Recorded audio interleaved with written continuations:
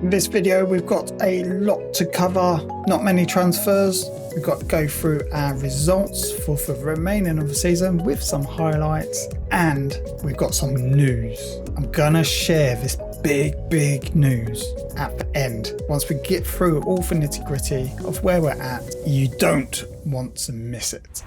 This is our transfer window. I don't really tend to show my transfer window that much because we go through player by player. But as you can see, I haven't signed anyone. I haven't signed anyone at all in January. And this might be the first time ever as Hammer Hempstead manager that we have not had to purchase anyone. There was a lot of changes in the summer and I decided we needed to keep them embedded. I didn't feel like I needed to improve, or there was no one out there to make improvements on. So yeah, why change it? I'm happy with the way things are going at the moment. I guess the only highlight is we got rid of Aaron Kearney, a backup goalkeeper. His contract was expiring anyway, and he's gone to Chelsea. I'm presuming that's to fulfill criteria. British goalkeeper, Northern Ireland. And to be fair, I didn't want to lose him. He was like my third goalkeeper. So we'll probably look to bring in a youth and have a youth cover as our third. And then we've got rid of a couple of youngsters over to Wildstone on a free transfer. Youth, just not good enough. And that is our transfer window. The most exciting one yet. We start off the business end of the season against Brighton with a victory. We win 2-0 with Jovanovic back from his injury, back on the score sheet, getting 2 goals. We then play Brighton at home in the FA Cup third round and we win nicely 4-1. Missouri Wood with 2 goals and Dusan making us get a victory. Back to the Premier League and we play Everton away and we win 2-1. Toda and Pacheco. Then we play Derby at home and we win 3-0. Robert, Jovanovic and Toda playing in the FA Cup fourth round against Wigan at home and we batter them 5-1. Samuel Smith still getting on the score sheet. Actually, in fact, he scored 2 goals. Daniel, Wood and Marcelo playing a bit of our B team there. Why not? They just showed that they do have quality. I think they was making up for us losing to Millwall. They want to make sure that they get as much football as possible. Can we possibly go on an FA Cup run like we did last season and get to the final and maybe not concede a 117th minute goal this time around? We will see. Our next game back here in Premier League, we play Burnley at home and we win 3-0. Jovanovic getting 2 goals and Daniel getting 1. Pretty impressive start to the video, winning 6 games in the month of January. We then go into February and we play Leicester away and we win 2-0. We carry on our winning streak, making it 7. Thierry and Toda on the score sheet. Our first highlight of the video is going to be against Manny Boys, Newcastle United, playing them at home. I think we lost 4-0 beginning of the season and we get a result. We've got the ball, Gadarama, Sato. Gadarama crosses it in, finds it into Daniel. Oh, bad marking by Abramovich. What was he doing there? We go up 1-0, 73rd minute on the clock. Can we find another one to secure victory? We do. Wood with a bit of a half volley. Turn his leg round like that. But in the 93rd minute, Newcastle find a goal.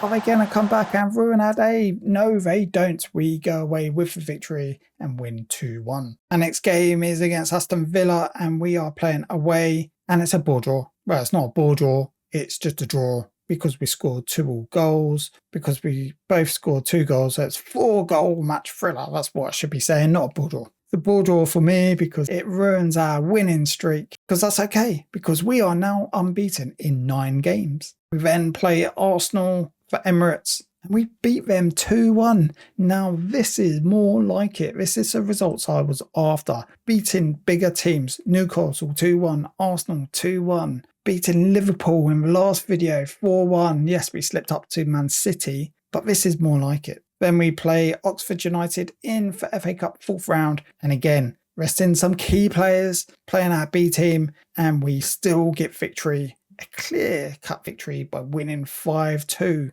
Wood 2 goals, Sato on the score sheet, Harris and Samuel Smith finishing it off. And then this result happens. We lose to Chelsea 1-0. And the only reason why I believe because we were playing better until this happened. Mansouri got sent off in for 39th minutes. They scored in 58th minute. We played well even with 10 men. That story of if we didn't have a man sent off, could we have won that? And could have that be a key match for the season? Because with all these wins, we are now challenging at the top for the title with Man City. Only a few months left to play, and we go into March against West Ham away and we draw 1-1. Jamie Wood getting the only goal for us. We then get knocked out of the FA Cup against Aston Villa on penalties. Just got no luck on penalties. The game itself was 3-3. Again, resting players because we got some key games coming up which are going to be vital if we push to win the league. In a way, I'm a little bit glad because this is a great opportunity for us. We then play in the Premier League against Stoke at home, finishing off March with a victory, and we win 4-1. Wood 2 goals, Jovanovic. When you see Wood and Jovanovic on the score sheet, that's not a bad thing because trying to get them into the team at the same time, it's quite hard. I think I play Jovanovic as a cam, Wood as our main striker, or sometimes Wood can play as an inside forward right as well. Then we start off the month of April against Leeds away and we win 2-0. We then play Ipswich at home and we win 3-0.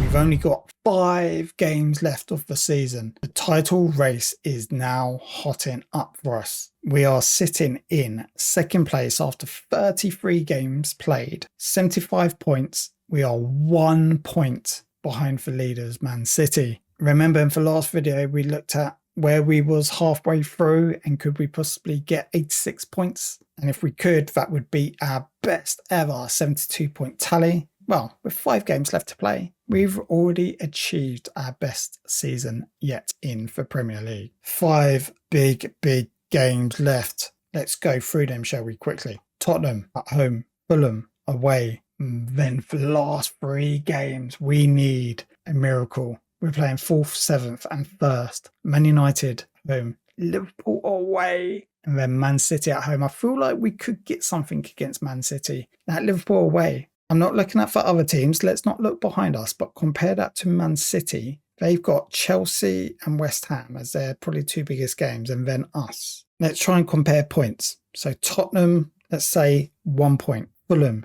3 points. That's 4. Man United, say a draw, 5 points. Liverpool, no points. Man City, a point. That's 6 points for us. Let's look at Man City. Chelsea, away. I reckon Chelsea could win that. Let's say no points. West Ham at home, 3 points. Stoke at away, 3 points. And 6 already. That's caught up with us. That's evened. Leeds, 6 points. That's 9 points. We need them to slip up somewhere. Against West Ham, Stoke and Leeds, we need a miracle.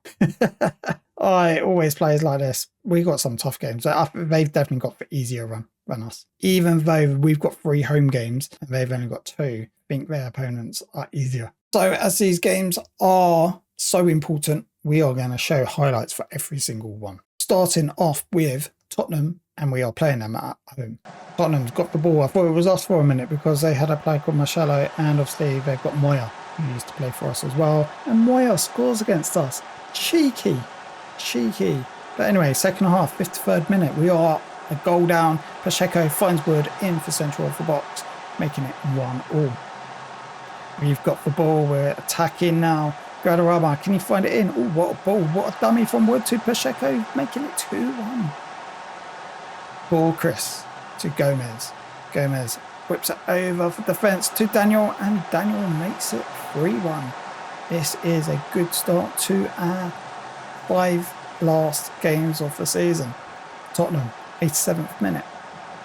Whips it into the box, and our defence just couldn't do anything with that, making it 3-2. But it's okay because in 95th minute, we finish it off with Dusan dummying it, and then a strike. What a goal that was. Straight into it, we are playing Fulham away. We need to win this. Well, every game we play is a must-win game. 40th minute on the clock. Fulham's got the ball. No, they haven't. They've lost the ball. What a ball to Jovanovic. He strikes it. Anything that he strikes nowadays finds the back of the net. That makes it 1-0 going into the second half. We've got the ball, but what a poor ball by Robert. Gives gifts Fulham a goal basically. They equalise 1-1, but in the 94th minute, Pacheco scores that wonder free kick, meaning we win. We get the vital 3 points, meaning title challenge still on. Oh, these games are tense, aren't they? Our next one is going to be even more tense as we play Man United at home. 14th minute on the clock, we've got the ball. Seattle finds it through. Beautiful. But it's not over there because Man United look to attack us in the 57th minute and they find the goal by Flavo Henrique. 1-1. Oh dear. 73rd minute, not many minutes left on the clock. But it's okay because we are attacking. Bit of a weird defending by Stefan, but it's okay. Daniel finds it to Wood, making it 2-1. Daniel finds it to Wood again. Gadarama finds it through the box and he lifts it up in the top right hand corner of the net, meaning it goes 3-1. 89th minute, Wood finds the penalty, finishing it off 4-1. Another 3 points. Title challenge still on. 2 games left of the season. We are playing Liverpool away and then we're playing Man City at home. We still need points. I said before that this is probably one of the games we will not get any points to. Let's see what happens. 46th minute, Liverpool attack us, finds it in the box. 1-0 to Liverpool. Probably accept this. But Pacheco, what a free kick. He is finding those goals when needed, making it 1-1. But in the 95th minute, Liverpool finds the ball in the net. I don't like you, Oheen and whatever your name is. You made us lose. These last minute goals. 117th minute in the FA Cup final against Chelsea. And now 95th minute, a vital, virtually a cup game, right? And we concede. But it's okay. What I'm going to do now, before I share that real big news for our club, we're going to quickly run through Man City's results as well. Does it go down to the last game of the season? Let's have a look. We was 1 point behind them, remember. We won all of our games and losing only 1 to Liverpool. So what did Man City do? They drew against Chelsea 3-3. That's 1 point. Then, surprisingly, at home, they lose to West Ham. Happy days, that's amazing. Because I didn't think they'd lose any games. Then they beat Stoke 2-0, expected. And then they beat Leeds 1-0. And what that means on the points is that we are currently top of the table on 84 points and Man City are in second on 83 points, meaning we go to the last. And guess what? I'm not going to tell you a result today because we are going to show you live footage of that game in our next video. I promised you some club news and this is going to follow in sequence. And I'm pretty sure you're going to understand what's coming. And it's good news for the club. And this is something that we've been crying out for ages and nothing against our current owner and chairman. But back in February, the board placed an embargo upon transfers as a result of rumours regarding a possible takeover. And we are also promised a takeover bounty. Now we've had rumours, but we've never had an embargo transfer and we've never had this like a promise of like transfer bounty. So we've got this Austrian investor, Florian Gruber. He would make 103 million available for new players. But to be fair, I think our transfer, we tend to get about 100 million a year anyway for transfers. So not that much. But the surprising thing is he's looking at buying us for 676 million pounds. Wow. Not long ago, we was a non-league team. That is outstanding. Wow. Just of where we've come. And then in 1st of March, we get an update that talks between Hemel Hempstead chairperson and for Tycoon are progressing well. And then we get this news on 9th of March that Hemel Hempstead count for money. Things may never be the same again at Hemel Hempstead Stadium after Austrian investor Florian Gruber successfully completed a takeover of the Premier League club. Gruber has promised that he will stop at nothing to ensure Hemel Hempstead Town becomes one of the greatest forces in domestic and continental football. Wait, we got a takeover in March, but we was already challenging, see if we could get a title. We've gone now to the last game of the season. We haven't spent any investment this season. So we've done this without the takeover, right? I just want to make sure that is clear. And then a personal message from our new chairperson. He wants to thank you for your patience. He is going to invest money in our training ground and a further £51 million has been pumped into our books. As a result investment, we now expect Tim to finish in top half of the division this season. Easy, we're challenging for a Premier League. And already he's made some extra transfer cash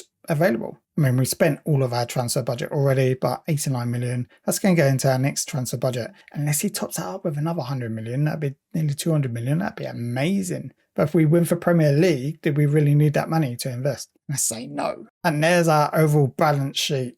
As of 9th of March, we had in our bank balance, I think we was near the £100 million mark. Now we've got £170 million. And again, that transfer budget. What ideally I want to see is that wage budget go up a little bit more, maybe for £3-4 million mark, for us to build a squad to compete in for Premier League and for Champions League. That would be nice. Checking our debts. We have no debts. They have paid off all of our debts, which is, again, real nice. So that's it. Next video, big game. Can we win for Premier League? We're not going to get any closer than this. And could this be the finale of our Unknown to Icon series? Don't know. Maybe.